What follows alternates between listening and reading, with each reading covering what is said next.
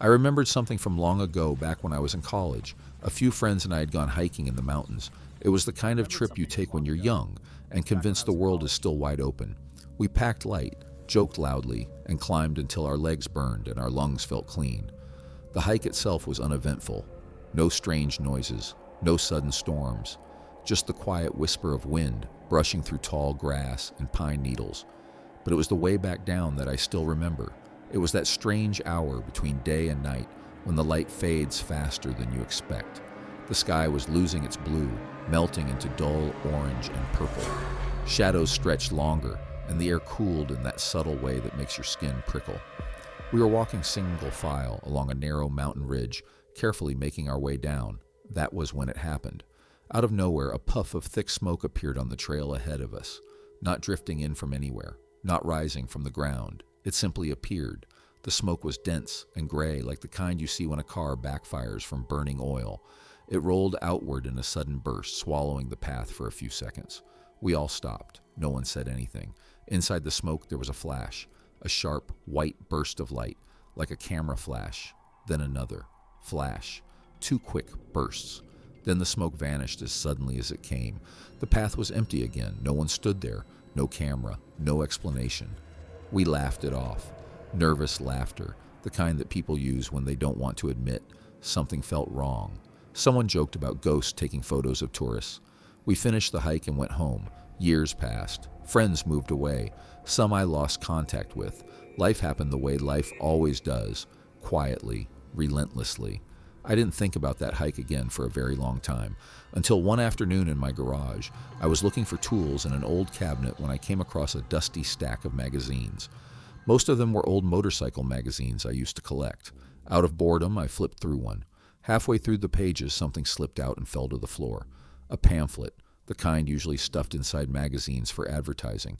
It had 4 pages. The first page was exactly what you'd expect, an advertisement for a motorcycle brand I didn't even remember owning.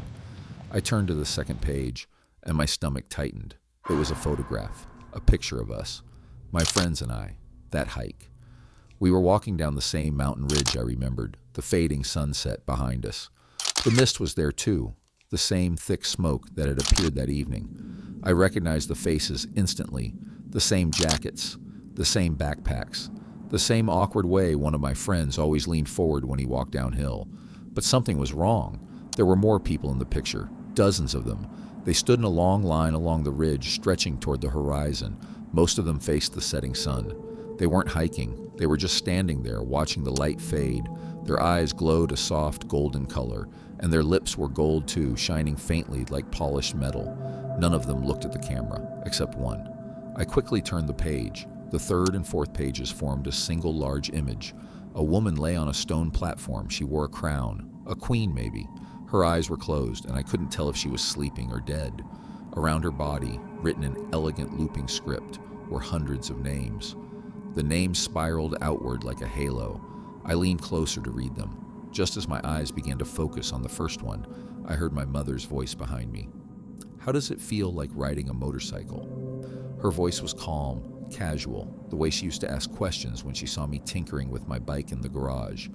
Without thinking, I answered, "Much like riding a bike, Mom." The words left my mouth automatically. Then I froze. The garage was silent. The air felt suddenly cold. Slowly, very slowly, I turned around. No one stood behind me. No one stood anywhere in the garage. And then the thought hit me like falling off that mountain ridge. Spine tingling. The hairs on my arms stood up, not because of the cold garage room. It's because my mother had been dead for more than 10 years. Behind me, the pamphlet pages rustled softly, as if someone had just turned one.